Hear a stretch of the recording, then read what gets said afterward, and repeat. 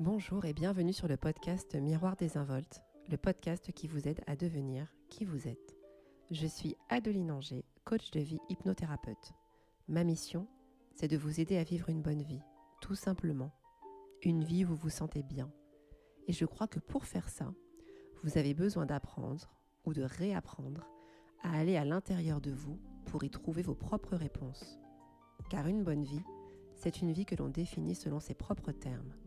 Terme que l'on connaît uniquement si l'on a développé une fine écoute de soi et qu'on a réussi à faire taire tous les bruits extérieurs. Dans ce podcast, il y aura des partages de réflexions autour de l'estime de soi, la conscience de soi, la relation à soi-même et donc aux autres, la guérison émotionnelle et tout un tas de thèmes que j'ignore encore et qui se feront connaître le moment venu. Car ce podcast sera aussi un lieu d'expérimentation où je vais laisser place à la spontanéité.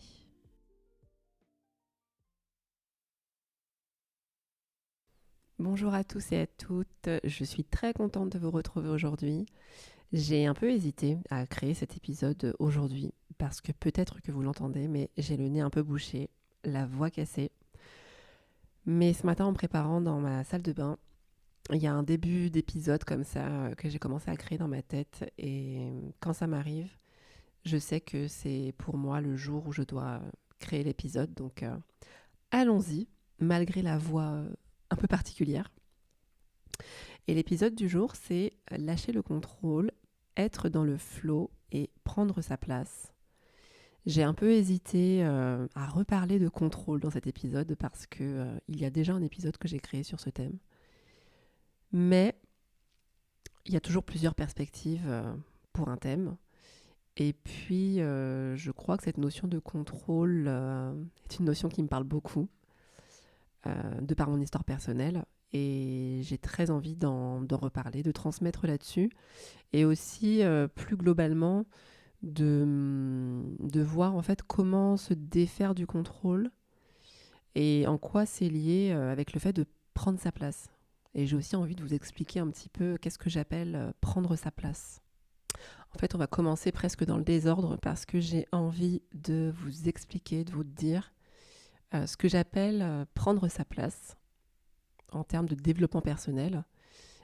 Et je peux lier ça aussi à vivre une bonne vie, qui est quelque chose que je dis assez souvent, qui est entre guillemets mon slogan en termes de travail sur soi, d'exploration de soi. Prendre sa place en développement personnel, pour moi, n'est pas quelque chose qui implique une destination à atteindre. Prendre sa place, c'est quelque chose qui se fait tous les jours, plusieurs fois par jour. Et en fait, c'est prendre toutes les décisions qui vont aller soutenir qui vous êtes à l'intérieur. Et je ne parle pas forcément de grandes décisions. Je parle vraiment d'une observation, peut-être pas constante, parce que constante, ça impliquerait peut-être une forme de nombrilisme, genre je pense tout le temps à moi. Mais c'est vrai que... Alors, moi j'ai une perspective assez particulière parce que pour ma part, je suis quelqu'un qui ressent beaucoup les choses, qui réfléchit beaucoup. Donc j'ai plutôt besoin de prendre de la distance avec ce flot d'informations en continu que je reçois. Mais j'imagine que pour beaucoup de gens, c'est peut-être l'inverse. Ça dépend, hein. Mais beaucoup de gens, je pense, peuvent être pris par leur quotidien et peuvent ne pas forcément, peuvent ne pas réfléchir constamment à leur place dans le monde ou à leur place dans leur relation avec les autres ou dans leur place avec leur environnement.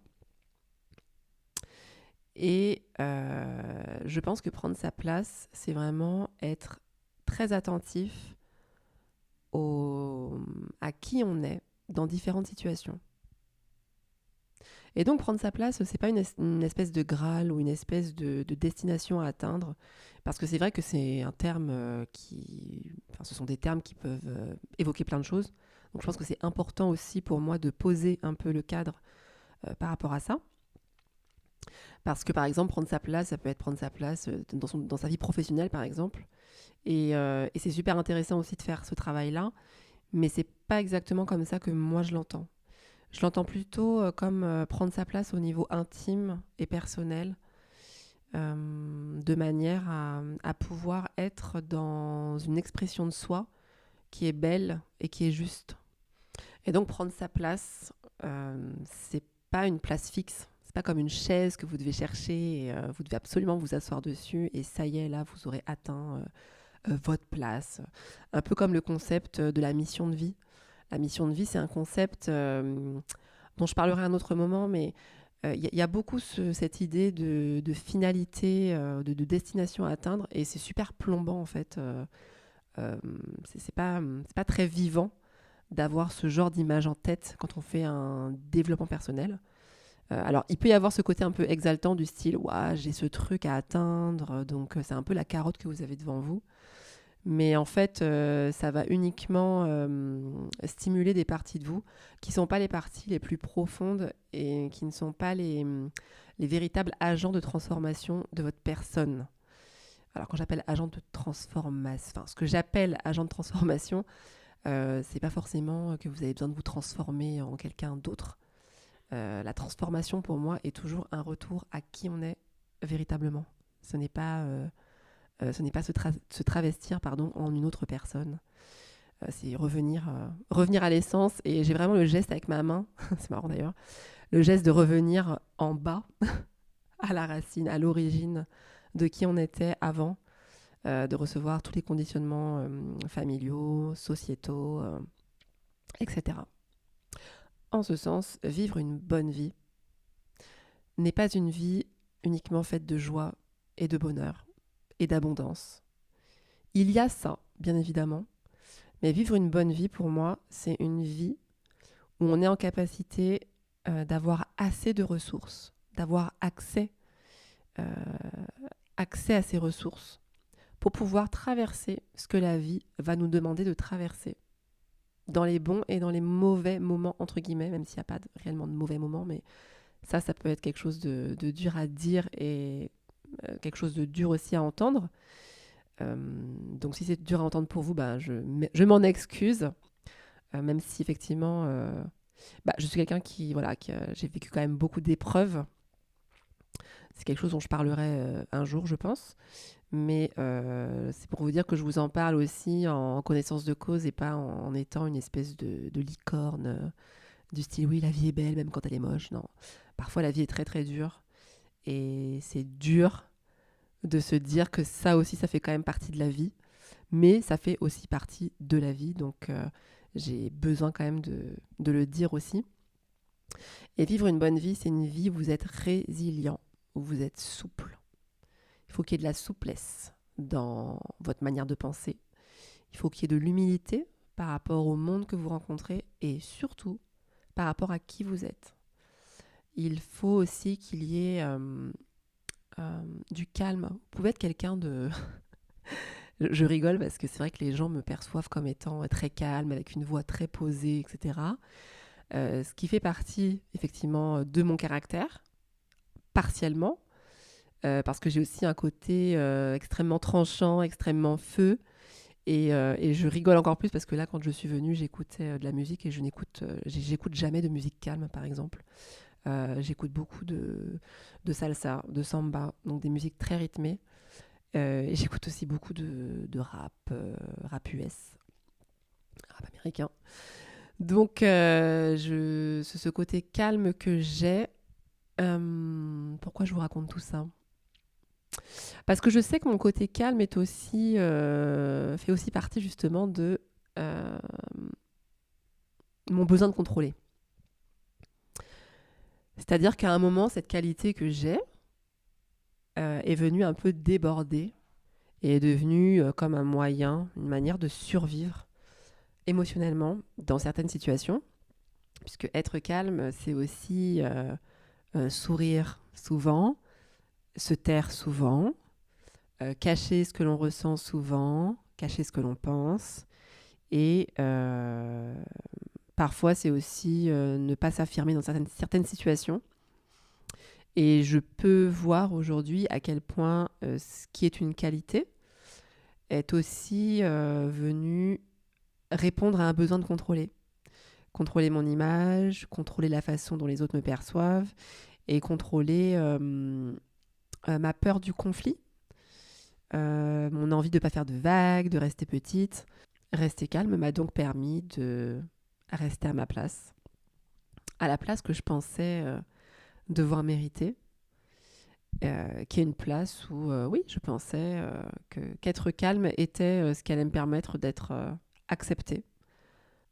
Et je vous raconte tout ça aussi parce que, en fait, contrôler, c'est pas forcément une énergie qui est visible et qui a des contours extrêmement précis.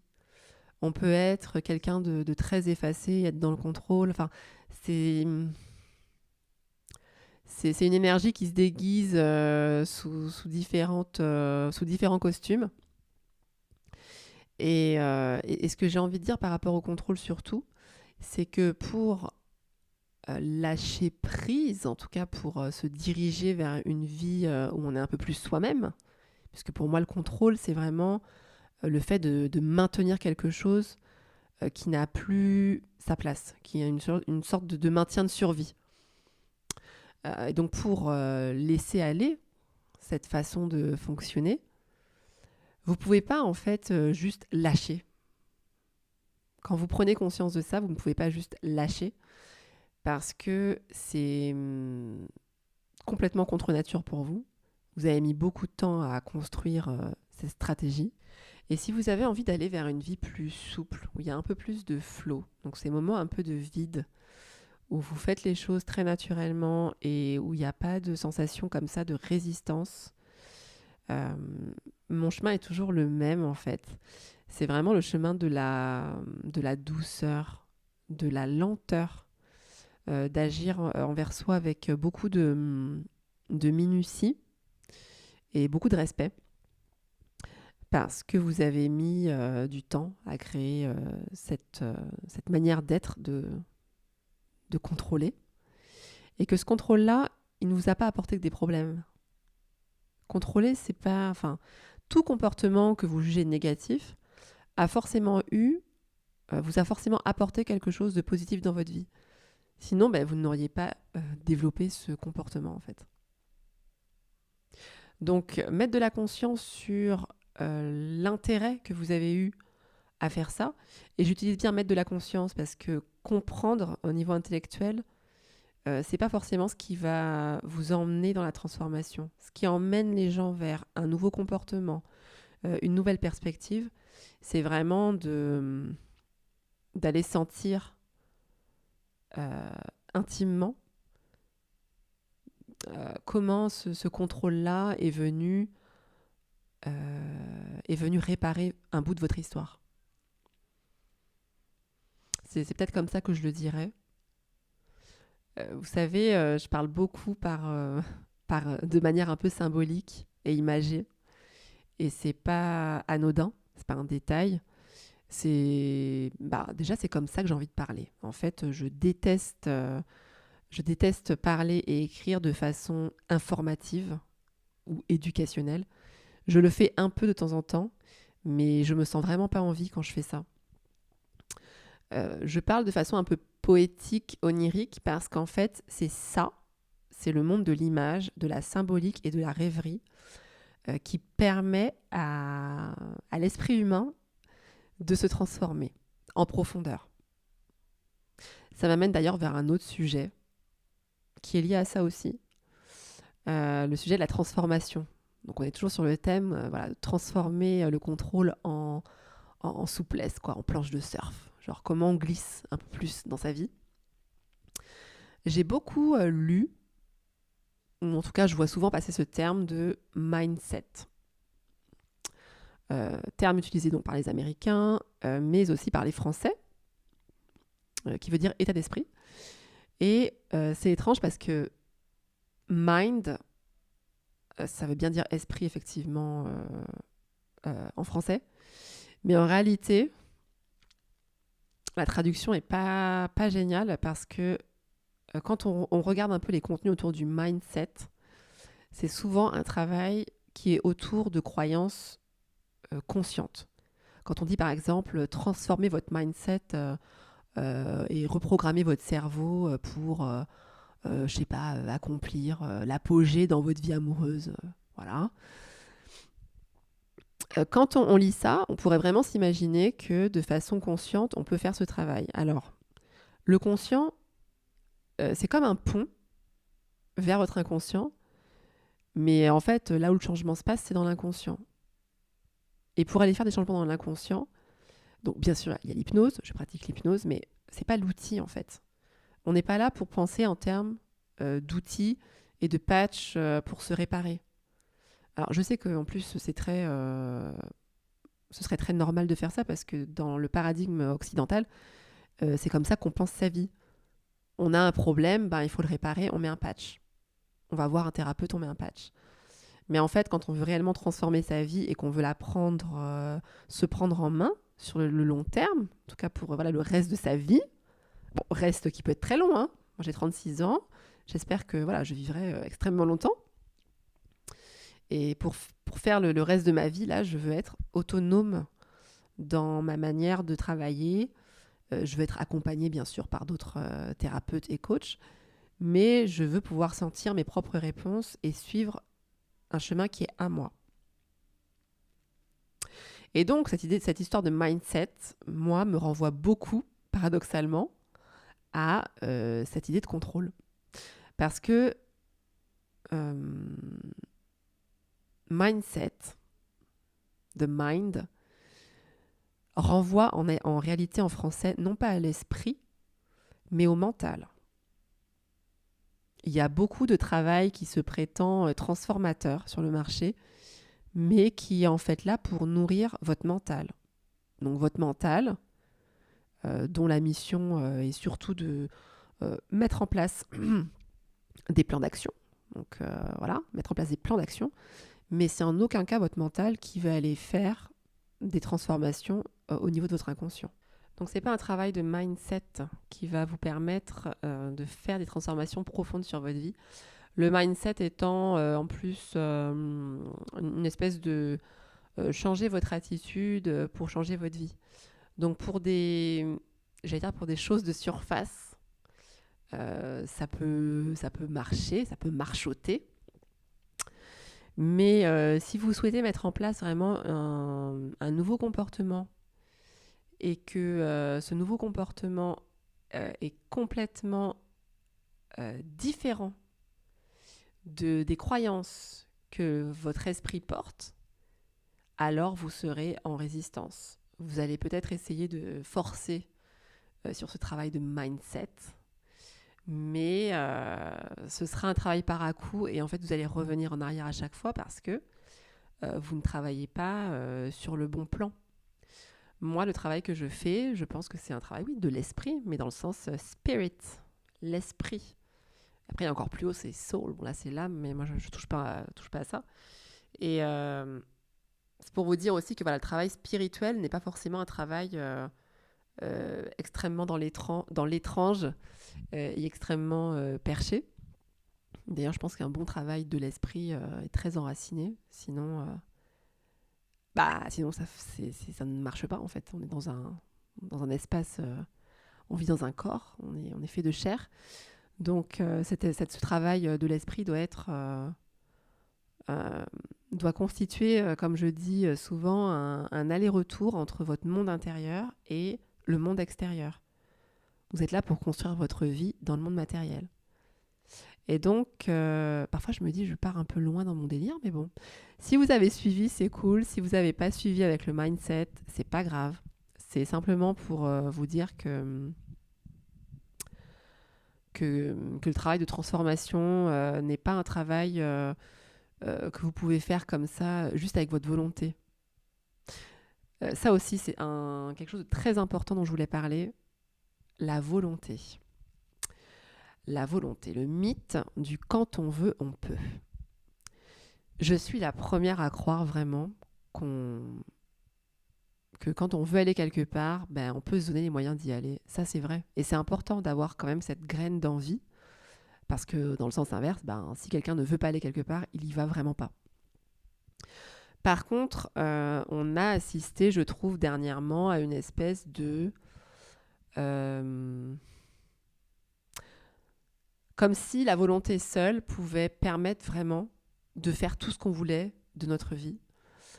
Et on est dans une espèce de... vous savez, il y a cette philosophie-là qui dit qu'on est des êtres illimités, qu'on a un potentiel illimité, etc. Et alors moi, je suis hyper optimiste, hyper... je crois vraiment beaucoup en l'humain. Je crois beaucoup en la résilience de l'humain. Et je crois aussi qu'on a des limites et que c'est quelque chose de bon pour nous, en fait, d'avoir des limites, d'avoir des contours. Et, euh, et en ce sens, quand on veut, on peut, c'est une énergie qui peut être intéressante au début d'un chemin qu'on prend, qu'on emprunte, mais c'est aussi quelque chose qui peut venir rajouter beaucoup d'angoisse, beaucoup de stress. Euh, donc ça veut dire que quand on n'y arrive pas, ça veut dire qu'on ne veut pas assez. Et je ne crois pas du tout à ça. Parce que je crois que la volonté, c'est une toute petite part de l'équation. Surtout quand on fait un travail donc, de l'esprit, une exploration de l'esprit, où il y a quand même des choses qu'on doit... des nouveaux chemins qu'on doit parcourir en soi, qui sont des chemins parfois qu'on n'a jamais parcourus, qui sont quand même des thèmes, notamment en France, qui ne sont pas extrêmement développés. Et donc, il est important aussi de sortir voilà, de ce truc-là de no pain, no gain, quoi. Enfin, ou no pain, no gain. C'est no pain, no gain, d'ailleurs. Alors, pas de souffrance, pas de... Enfin, en gros, vous devez souffrir pour avoir ce que vous voulez, quoi. Mais est-ce que c'est lié au quand on veut, on peut? Est-ce que c'est lié à ça? Oui, je trouve que s'il y a un lien, d'ailleurs. Quand on veut, on peut. Oui, il y a un peu... C'est tout à fait lié à ça, en fait. Parce que c'est lié à ce truc de je dois vraiment me défoncer pour avoir quelque chose. Et si je veux ce quelque chose, bah, je vais vraiment me défoncer pour l'avoir.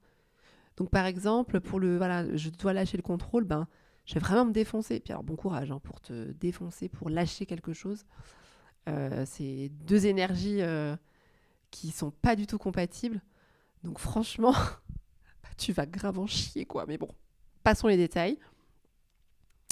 Mais c'est pour dire que le mythe du quand on veut, on peut, c'est toujours un sujet un peu délicat à aborder parce que, bah, bien sûr, si j'avais créé un post là-dessus, enfin pas sur mon compte parce que sur mon compte j'ai pas ce problème-là, mais j'avais déjà vu quelqu'un parler de ça, des limites du quand on veut, on peut.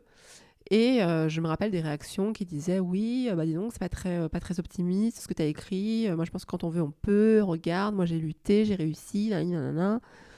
Et ce sera vrai parfois. Mais quand vous commencez à arriver sur des gros blocs, des grosses transformations que vous voulez faire, vous devrez aller trouver d'autres ressources que votre seule volonté. Et puis c'est aussi quelque chose qui peut fonctionner peut-être, je ne sais pas si j'oserais dire en début de chemin. Vous voyez, d'envoyer comme ça un peu un gros coup d'énergie quand on veut, on peut, et de se débrouiller un peu seul. Parce qu'il y a beaucoup de solitude aussi, je trouve, dans cette volonté de contrôler. Le contrôle, c'est quelque chose c'est une énergie qui contracte et qui nous coupe aussi de ressources en nous, mais aussi de ressources extérieures. Je ne sais pas après si tout le monde a ce schéma-là dans le contrôle, mais j'ai quand même beaucoup vu déjà de personnes qui, dans cette volonté de contrôler, sont aussi à tendance un peu perfectionniste, donc à tendance à vouloir s'autogérer, à vouloir se débrouiller seul, à vouloir... enfin, pas forcément à vouloir d'ailleurs, parce que parfois c'est aussi une espèce comment dire ça, d'écho extérieur qui n'a pas... Il n'y a pas eu d'écho extérieur, c'est-à-dire que vous avez traversé quelque chose à un moment, et à côté de vous, il n'y avait personne vraiment à qui vous avez senti que vous pouviez parler, à qui vous avez senti que vous pouviez demander de l'aide. Et donc, il y a cette espèce de carapace comme ça qui s'est construite. Et le contrôle, c'est ça. C'est la rétractation, c'est la tension qui fait que vous ne voyez plus, vous n'êtes plus en lien avec des ressources en vous, mais aussi des ressources extérieures. Et là, je parle non seulement des ressources humaines, donc peut-être vos amis, votre famille, enfin peu importe, mais aussi des ressources, les ressources qui existent dans le monde en fait, les possibilités qu'on peut observer dans le monde. Ça aussi, ce sont des vraies ressources qui sont finalement à la portée de tous, de pouvoir rêver d'autres possibles. Et c'est important aussi de pouvoir travailler là-dessus, surtout quand on veut lâcher le contrôle. Parce que le contrôle, c'est aussi la lutte. Il y a une notion de lutte. Hein. Il faut lutter pour vivre, il faut lutter pour tenir.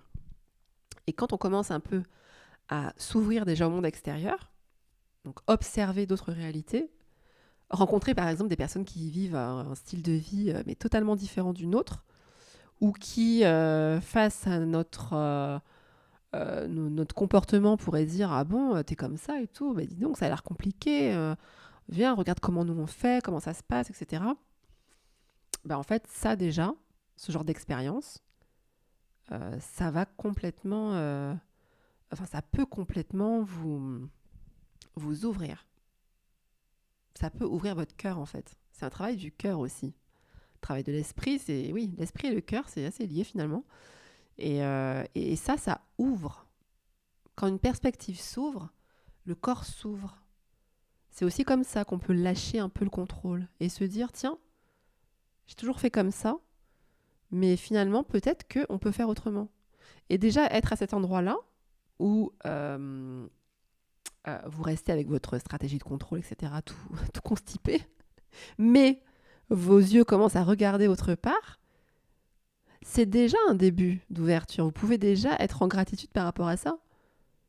Parce que parfois, c'est aussi en étant dans cette... Quand je parle de douceur, d'être doux envers soi-même, c'est dans tous les moments, c'est-à-dire même le moment où vous n'êtes pas encore dans ce lâcher-prise, vous pouvez déjà sentir que, il y a le potentiel, il y a l'espoir. L'espoir, c'est quelque chose, je le redirai à chaque fois, l'espoir, c'est mieux qu'une carotte pour avancer. La carotte pour avancer, ça, c'est le travail du mindset. C'est toujours pareil, c'est-à-dire, viens, si tu lâches le contrôle, tu verras, tiens, je reprends le même exemple, tu auras l'apogée dans ta vie amoureuse, Ça, c'est un truc très de l'ego, je trouve. Après, voilà, je ne juge pas la chose, hein, mais voilà, c'est ma perspective. Et en fait, ce genre de carotte, ça peut vous faire avancer, mais ça vous fait avancer avec des petits pas, en fait. Ça vous fait avancer avec des efforts et ça vous fait avancer avec une adrénaline et c'est pas ça, en fait. Étrangement, quand on chemine sur un chemin de transformation qui est assez profond, faut être assis. Il faut être assis, franchement. Il faut être assis parce que c'est quand tu es assis que là, tu arrives à savourer chaque instant et à savourer tous ces moments de mini-ouverture, de micro-changements qui se passent. Parce que quand je parle de douceur et de lenteur, on est à ce niveau de lenteur. Hein. On est à ce niveau de, tiens, je vais déjà me réjouir d'avoir vu aujourd'hui qu'une nouvelle possibilité existait, à laquelle je ne pensais pas. Parce que le contrôle aussi, c'est une énergie qui enferme. Qui enferme. Moi, je me rappelle il y a très longtemps, quand j'étais vraiment dans ce truc de contrôle. Et à l'époque, ça se traduisait vraiment par...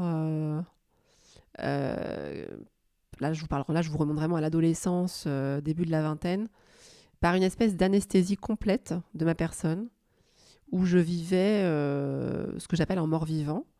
Mais ça ne se voyait pas de l'extérieur réellement. Enfin, je pense pas. Ou alors personne ne me l'a jamais dit. Mais c'est-à-dire que je vivais en étant complètement déconnectée de qui j'étais en profondeur. D'ailleurs, je ne savais même pas qui j'étais. Je n'avais même pas pris le temps de découvrir ça.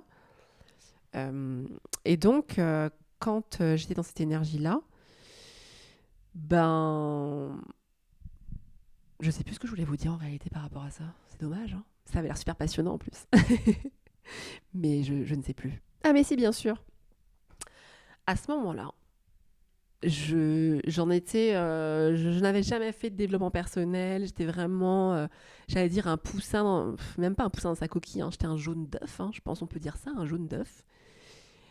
Et à ce moment-là, j'avais devant moi un mur, c'est-à-dire que, alors bien sûr, j'étais dans une situation douloureuse, une situation amoureuse qui était très compliquée, et il n'y avait pas de souffrance particulière. Enfin, si, il y avait de la souffrance, mais comme c'était un peu anesthésié, bon, il y avait surtout cette espèce de sensation que je ne pouvais pas avoir autre chose dans la vie. C'était ça ma vie. Le contrôle, ça fait ça aussi. Ça crée une espèce de non-possibilité, de désespoir. Et le désespoir, ça peut être quelque chose voilà, qui fait beaucoup pleurer, mais ça peut être aussi quelque chose de déjà très mort, donc très défini, et très rompu, j'allais dire. Vous savez, vraiment le truc, t'es au bord d'un pont, mais le pont est cassé et y a rien en fait, il n'y a pas de possibilité. Et ça, c'est vraiment ce que j'appelle un écosystème intérieur qui a été bien verrouillé. Et l'espoir, c'est de se dire qu'il y a toujours un moyen de déverrouiller. Toujours un moyen de faire demi-tour, en fait. Quand tu es au bord du pont comme ça et qu'il est cassé, il y a toujours moyen de te retourner et de faire marche arrière et de trouver un autre chemin. Et vraiment, je vous dis pas ça de façon naïve. Je vous le dis parce que moi, je l'ai fait. Et j'aime souvent penser que je peux pas être si extraordinaire pour être la seule à être capable de faire ça, en fait. Si moi je l'ai fait, si d'autres personnes l'ont fait, ça veut dire que vous aussi, vous êtes capable de le faire. Et quand je fais ça, quand vous faites ça, ben vous prenez votre place. Pour moi, c'est ça en fait, prendre sa place. Prendre sa place, c'est faire des choix à chaque fois, comme je vous disais. Et, et observez bien justement comment je vous raconte pas une histoire de ah bah voilà, j'étais mal et puis j'ai choisi ma route et oh, je suis trop bien, j'ai la place de reine maintenant, j'ai pris ma place. J'ai rencontré quelqu'un très rapidement, ou j'ai rencontré quelqu'un, maintenant on a un bébé, je sais pas quoi. Enfin, c'est pas ça. Le chemin, c'est un chemin qui est intéressant parce il nous met dans l'inconnu. Il nous met dans l'inconnu, mais c'est un inconnu dans lequel il faut apprendre à se sentir en sécurité. Parce que c'est dans cet inconnu-là en fait que vous êtes dans la vie, tout simplement, parce que la vie, en fait, c'est pas un plan tracé. Et j'aime bien, moi, voilà, parler de cette histoire de prendre sa place, d'être dans le flow. C'est ça, justement, être dans le flow, c'est être capable de vivre dans un certain inconnu et ne pas être dans cette histoire de prendre une place définie, genre prendre un trône ou prendre la place de reine. Parce que, encore une fois, la bonne vie, ce n'est pas une vie d'exaltation permanente. La bonne vie, c'est une vie où vous arrivez à vous régénérer, à traverser les tempêtes et à vous sentir tout simplement en vie. Et surtout, ne rentrez pas en conflit ou en combat contre vous-même parce que c'est quelque chose aussi que je vois parce que c'est courant de vouloir lutter contre soi, surtout quand on a identifié qu'on avait un comportement qui nous freinait, en tout cas qu'on a l'impression qu'il nous freine. Et je vous dis ça parce que quand on s'aperçoit comme ça qu'on a des parties de soi qu'on cache aux autres ou alors qu'on se contrôle, qu'on sauve un peu les apparences et qu'on a envie d'être un peu plus soi-même, on peut avoir des parties de soi un petit peu plus impulsives ou un peu plus insolentes qui vont, qui vont s'exprimer. Qui vont s'exprimer et ça peut être un choix totalement sain et, je veux dire, fluide pour vous.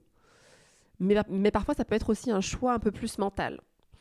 Hein, donc un choix où vous vous dites, ça y est, maintenant j'arrête de me cacher, je sors, je vais m'exprimer, je vais dire aux gens qui je suis, je vais arrêter de vouloir me contrôler.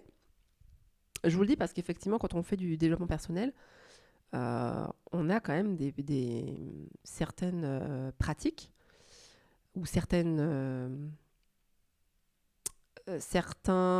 choses qu'on met à exécution qui ne viennent pas du fond de qui on est, mais qui viennent de notre mental. Notre mental qui juge que là, ce serait bon de passer à l'action, par exemple. Et donc, quand ça se produit, quand votre mental décide un peu de forcer les choses, eh bien, ce qui va se passer, c'est que du coup, ce sera pas un bon timing pour vous, ce sera pas le bon truc, entre guillemets, à faire pour vous. Et il se pourrait qu'il y ait une petite lutte qui commence, une lutte intérieure. Les parties qui veulent s'exprimer, les parties qui veulent contrôler. Et donc, vous pourriez facilement entrer en combat contre les parties que vous jugez dérangeantes. Et c'est quelque chose, en fait, déjà qui bouffe l'énergie, littéralement. Et surtout, qui n'amène pas à pacifier la situation. La situation, pour qu'elle soit pacifiée, il faut que vous agissiez avec vous, vous au centre. Et pas vous en train de vous débattre entre la partie qui veut s'exprimer et celle qui veut que vous vous taisiez, par exemple, dans le cas d'un contrôle qui prend cette forme-là. Quand je vous parle comme ça, je réfléchis toujours à mon approche, en fait, qui est dans la douceur et dans l'amour de soi.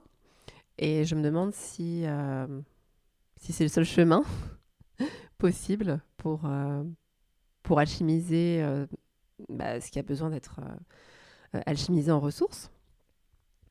Et je pense que oui, en fait. Je pense que oui. Je pense que en particulier pour les personnes sensibles et qui ont vécu des histoires traumatiques ou qui ont eu des blessures, c'est particulièrement adapté. Et je pense que pour les humains qui ont eu des vies plus souples et dont les écosystèmes sont un peu plus équilibrés, je pense que vous avez le droit au supplément de douceur en fait pour avancer dans votre vie de façon écologique et d'une façon qui maintienne l'équilibre et pas en utilisant des approches guerrières ou des approches trop violentes pour des résultats qu'on veut trop rapides, alors qu'en fait, si on respecte le corps humain et son écosystème, il peut faire les transformations dont on a besoin d'une manière peut-être qu'on n'avait pas envisagée, deviné et dans un timing qu'on n'avait pas non plus soupçonné. Et en conclusion, je dirais aussi que là où il y a beaucoup d'ombre, il y a beaucoup de lumière qui peut passer. Donc, encore une fois, quand vous êtes au bord du pont et que le pont semble rompu, eh bien, faites demi-tour et prenez un autre chemin. Merci d'avoir écouté cet épisode de Miroir désinvolte. Pour transformer votre vie et alchimiser vos blocages en force, découvrez mon travail de coach sur adelineanger.com, envoyez-moi un message personnel ou réservez directement une séance de coaching individuel en ligne où que vous soyez dans le monde. Si vous avez aimé cet épisode, abonnez-vous au podcast Miroir désinvolte et aidez-moi à le faire connaître en laissant des commentaires et des étoiles. Et surtout, si ce podcast vous donne envie de vivre une vie qui a du sens et qui prend racine dans l'être que vous êtes véritablement, je suis là pour vous écouter et vous accompagner. À bientôt.